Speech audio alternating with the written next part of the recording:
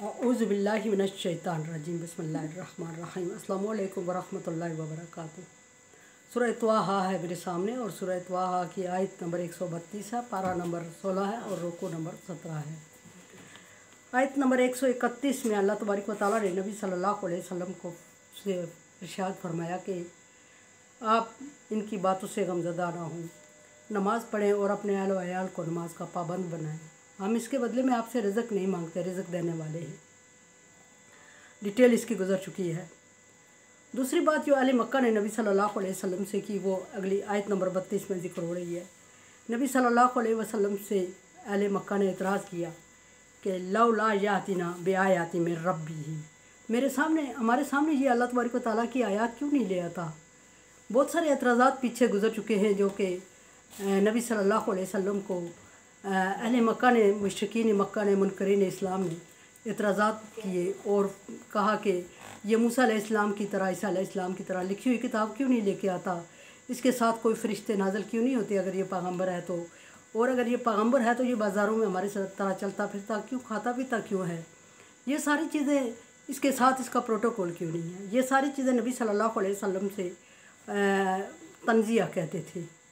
अब अल्लाह तबारक व तआला फरमा रहे हैं कि पीछे मैंने जिक्र किया कि इससे 3 सवाल उठते। नबी सल्लल्लाहु अलैहि वसल्लम अल्लाह तबारक व तआला से सवाल करते हैं, अल्लाह तबारक व तआला तेरे दीन की तशरीह कर रहा हूँ, तू मेरी मदद क्यों नहीं करता इनके मुकाबले में। और कुफार मक्का कहते हैं अगर ये नबी है तो इसकी मदद क्यों नहीं आ रही है। और मुसलमान नबी सल्लल्लाहु अलैहि वसल्लम से कहते हैं कि ए नबी, हम अल्लाह पर ईमान लाए और हम उसी तरह हैं, और ये मुनकरीन जो हैं ये खाते पीते और आसूदा ज़िंदगी गुजार रहे हैं।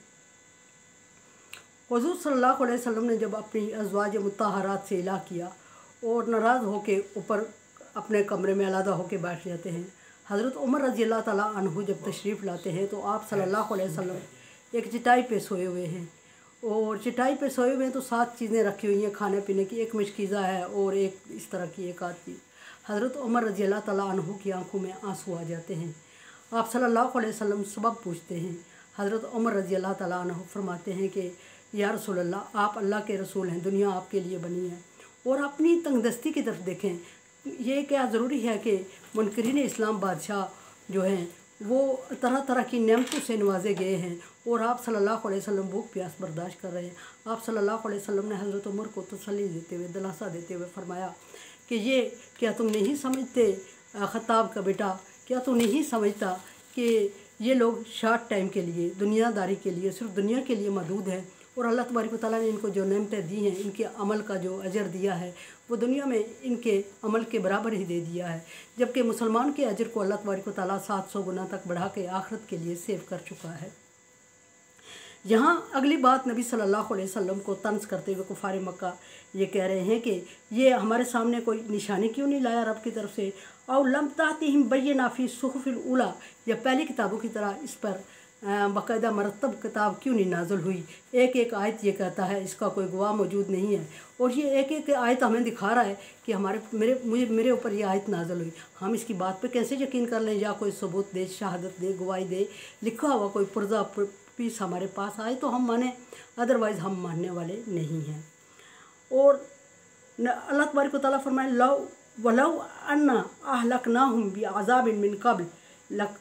अब अल्लाह तबारक व तआला नबी सल्लल्लाहु अलैहि वसल्लम को इसका जवाब फरमा रहे हैं, ऐ नबी सल्लल्लाहु अलैहि वसल्लम, अगर मैं किताब नाज़िल किए बगैर, आप सल्लल्लाहु अलैहि वसल्लम को मबूस किए बगैर अहले मक्का पे अज़ाब नाज़िल कर फरमा देता। अल्लाह तबारक व तआला की फ़ितरत है कि वो हदायत का इंतज़ाम किए बगैर अज़ाब नाज़िल नहीं फरमाता, और अगर हदायत के इंतज़ाम के बगैर अल्लाह अज़ाब नाज़िल फरमा दे तो अल्लाह ज़ालिम हो जाए। अल्लाह तबारक व तआला फरमा रहे लैसा बिज़्ज़ल्लाम लिल अबीद, मैं अपने बंदों के साथ जुल्म नहीं करता। यहाँ अल्लाह तबारक व तआला नबी सल्लल्लाहु अलैहि वसल्लम से फरमा रहे हैं कि ए नबी, अगर आपको मबूस किए बगैर, किताब नाज़िल किए बगैर, शरीयत नाज़िल किए बगैर अहले मक्का पर अज़ाब नाज़िल कर देता मैं, तो फिर ये लकालू रब्बना लौला अरसलता इलैना रसूलन, ये ज़रूर एतराज़ करते कि हमारे रब, तूने हमारे लिए हदायत का इंतज़ाम क्यों नहीं किया, हमारे लिए अलहदा रसूल क्यों नहीं भेजा। वैसे ये एतराज़ अहले मक्का पहले भी कर चुके थे। वो कह रहे थे कि हम बहुत बड़ी कौम हैं और हमारे लिए अल्लाह तबारक व तआला ने अलहदा रसूल नहीं भेजा। उनकी डिमांड पे अल्लाह तबारक व तआला ने हज़रत इब्राहीम अलैहिस्सलाम की दुआ के ऐन मुताबिक नबी सल्लल्लाहु अलैहि वसल्लम को मबूस फरमाया। इसका जिक्र पहले भी गुजर चुका है।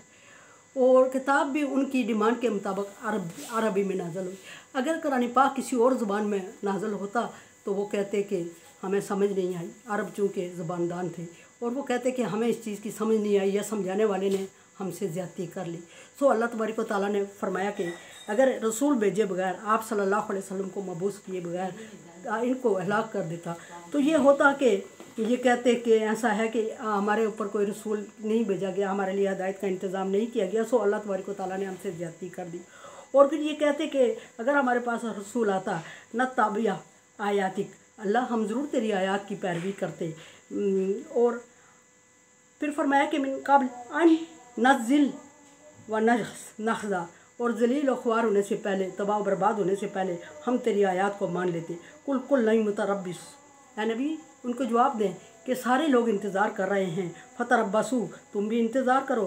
फसतअलमूना मन अस्हाब सिरात सवी, देखिएगा क़यामत आने पर कौन सीधे रास्ते पर है, कौन गुमराह है, व मन इहतदा, और कौन हिदायत याफ्ता है। और क़यामत आने पर आपके और इनके दरमियान अल्लाह तबारक व तआला बारहा फरमा चुका है कि फ़ीमा फ़ीही यख्तलिफ़ून, क़यामत के दिन इन मामलात के बारे में फ़ैसला किया जाएगा जिसके बारे में ये इख्तिलाफ़ात में पड़े हुए हैं। और इख्तिलाफ़ात क्या थे? इख्तिलाफ़ात दीन मोहम्मदी था। और इख्तिलाफ़ात क्यों थे कि सारे नबी हज़रत इसहाक़ अलैहिस्सलाम की औलाद में से आए, बनी इसराइल के सारे नबी।